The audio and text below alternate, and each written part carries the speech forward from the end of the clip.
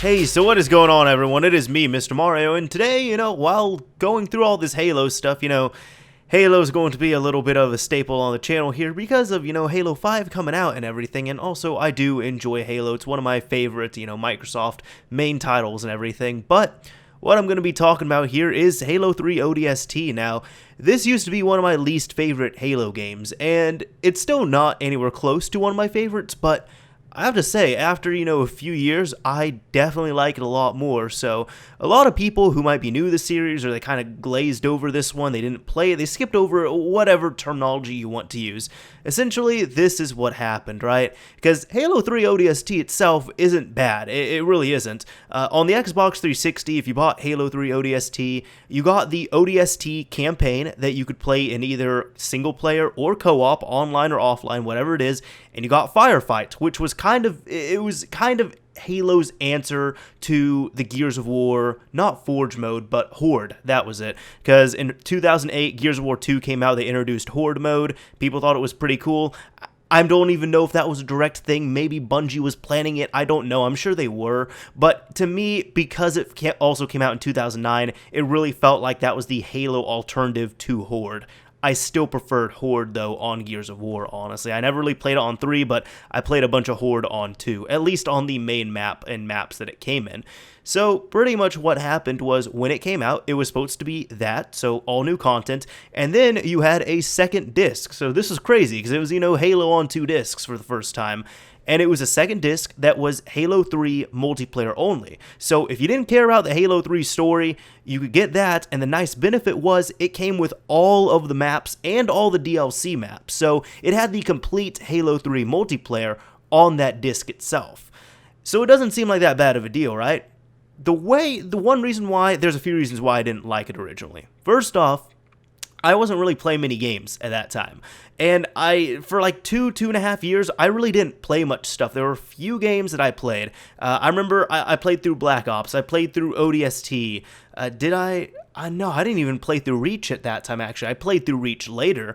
But point being, during that time, I can count on, one hand the amount of games that I actually finished just because I was busy.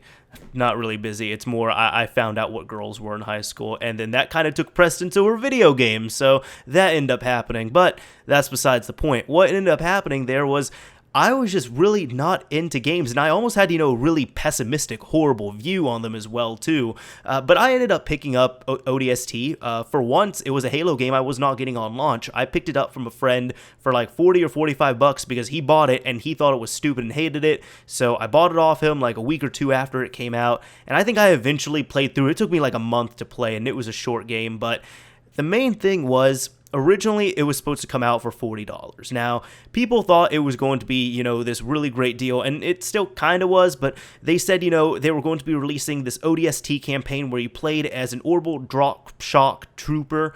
That's what they're called, and this was the first time you played as anyone who really wasn't the Master Chief or the Arbiter in a Halo game, which was neat to see. They said even though it is labeled as Halo 3, it's going to take place during the few hours in Halo 2 where Chief is in cryosleep, kind of a cryosleep state, because he's traveling, so you find out what happens in New Mombasa and all that when that's going on. That was kind of cool. I didn't really care about that story, and I still don't care about the story aspect of it, to be honest. But then they said, we're also going to include all the Halo 3 maps in there. Now, Halo 3, I had bought the Legendary Edition when it came out, but the retail version of it was $60. It had quite a bit of content on it because this game came out in 2007, and this was when DLC for console games was still quite new. So what ended up happening was they ended up releasing 3 map packs. I believe each one was $10, and there was a final map pack that was going to be released, and they were going to be putting it onto ODST. And I think for the Xbox 360, it still might be exclusive to ODST. But point is, they said the only way you can get all the maps is if you buy ODST. So it was going to be $40, which is great.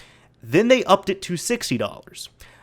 I was not enjoying that. That's why I ended up paying $40 or $45 for it, because I said, no, This game, they said it was going to be $40. I'm going to pay what it originally should have been. So they brought it up to $60, and then when Bungie Damage Controlled it, they said the reason why we are bumping it to $60 instead of $40 is because we feel like we are giving you $60 worth of content. Now, for somebody who's just getting into Halo 3, let's say they just got an Xbox 360 and they just picked up Halo 3 and they're like, oh, I really like this multiplayer. I want to get the rest of the maps. This is a pretty great deal for them because this way you get 2 campaigns, 2 different games pretty much on the same engine, and then you get a ton of multiplayer replay value, right? But for someone like me who, you know, I put all that money into the core game of Halo 3 and then I put $10 into each map pack, so, you know, even just retail version, I'd already put $90 into Halo 3. I know people that put a lot more in there as well too. Then you're saying I have to pretty much buy this to rebuy all the content that I just paid. Like, it pissed me off just thinking about it. That was the annoying thing of it. And honestly, I still don't think there was $60 worth of content there. I actually talked with one of my best friends recently, and he's played the Halo games in and out so many times. Halo was his life. He was living, sleeping, breathing, eating Halo, whatever it was. But what ended up happening was I told him that. I was like, you remember when they said there was $60 worth of content? He's like, you know what? There wasn't $60 worth of content. You know how I knew? When I saw that there was an achievement for beating the campaign in under 3 hours, I was like, yeah, no, there's no $60 worth of content in this game. I just busted out laughing because, like, it almost seemed like a truth to it. Like, you were getting an achievement for beating the game as fast as you can, but whatever, that's besides the point on there. The point is, you know, I really didn't enjoy this game when it came out. Now, I like the Halo 3 multiplayer. I thought that was great. I got the extra maps. But for ODST itself, I didn't like the aspect of it. I didn't like not playing as Chief or Arbiter. I'd rather play as Chief. Honestly, I'm not really a big fan of the Arbiter. I didn't really like, you know, the environment it was set up in. I'm not a big fan of Halo 2 specifically. That's another thing. And I replayed that recently, and my feelings are still the same for it. I really don't feel like I don't like Halo 2 that much. And then I kind of had the same feelings going into ODST here. Now, I'm playing through all the games on the Master Chief Collection. I'd already played 1. I didn't finish up 2, so I've just recently played 2, 3, 4. And I'm playing ODST, and I loathed looking forward to ODST because I'm like, this is one of my least favorite Halo games. I don't want to play it. But honestly, getting to near the end of the game, it's really picking up, and I'm having a lot of fun with it. And I'm now realizing, I'm like, you know, this is pretty much Halo 3 DLC.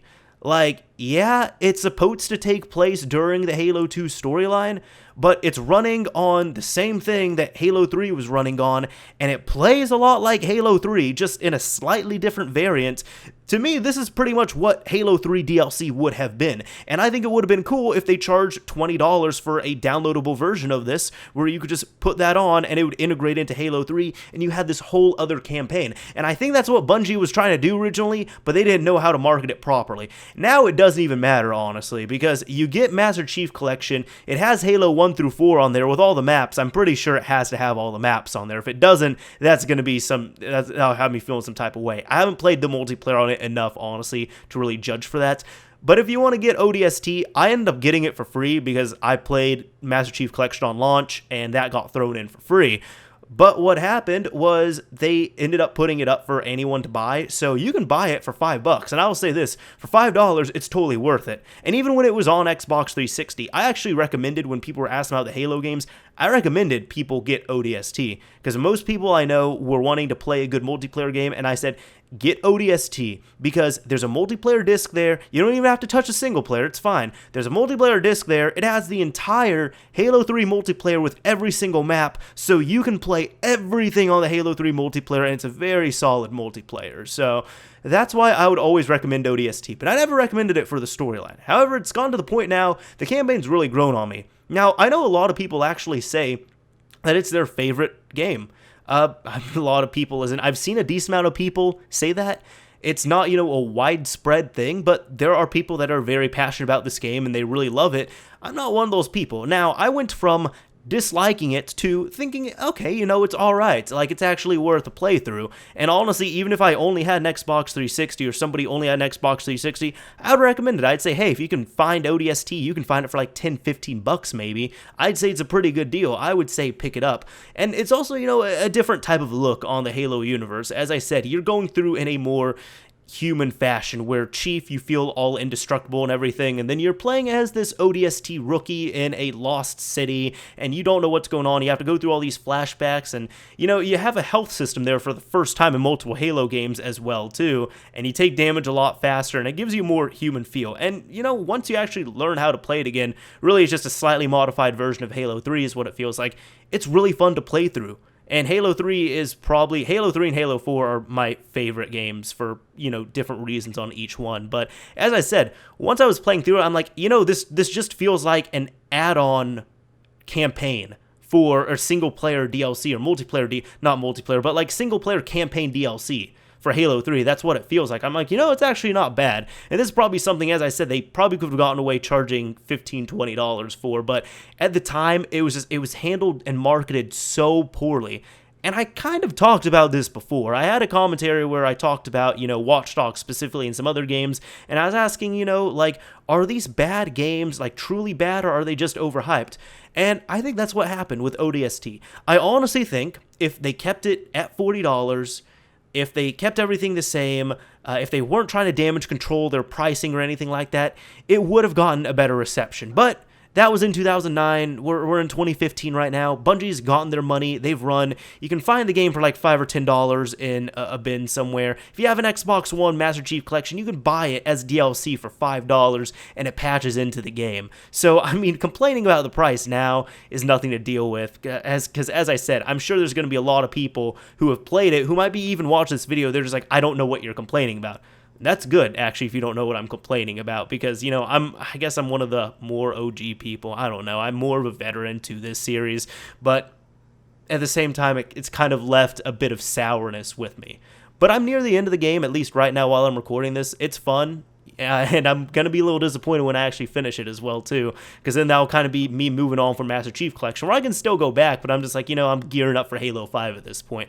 Anyways, let me know what you all thought of ODST, because it's kind of the black sheep of all the games, and I feel like that's really how it was supposed to be. Not even like Reach or Halo Wars or, any of the other, the top-down Halo games. Just like, this was literally, I think it really was trying to be the black sheep, and look, the ODSTs are dressed in all black, so it might even have been a literal thing as well too. But let me know what you all thought of the game if you have played it. I myself, as I said, I didn't like it. I thought it was a good deal for multiplayer. I didn't think the single player was good at all. I wasn't a big fan of Firefight, but hey, you know what? It's actually okay now. I'm liking it. And for $5, you can't complain at all. I'll say this, for $5, you're getting way more than $5 worth of content. I'll tell you that. Anyways, signing off for real this time. Later, everyone.